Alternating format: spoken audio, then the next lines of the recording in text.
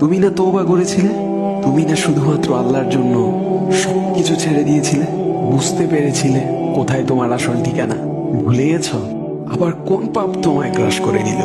তুমি তো সেই যে নিজের পাপের প্রতি অনুতপ্ত হয়ে সিজদায় পড়ে অঝরে কেঁদেছিলে। তাহলে আবার কেন দুনিয়ার ধোঁকায় পড়ে গেলে? কেন ভুলে গেলে কোথায় তোমার আসল গন্তব্য? তুমি কি হার মেনে নিয়েছো নফসের কাছে? তুমি এত দুর্বল, ভুলে গেছো তুমি কার বান্দা? কে তোমার রব? তোমার রব তো সর্বশক্তিমান।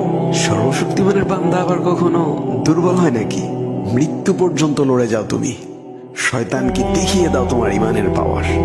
শয়তানের ধোঁকায় পড়ে অনেক পাপ করে ফেলেছো, তাই নিরাশ হয়ে গেছো তুমি, তাই না? তুমি কি জানো না তোমার রব কতটা মহান? তিনি তো তোমাকে ক্ষমা করার জন্য অপেক্ষা করছেন। তাই ফিরে আসো সেই রবের দুয়ারে, যার দুয়ার কখনো বন্ধ হয় না।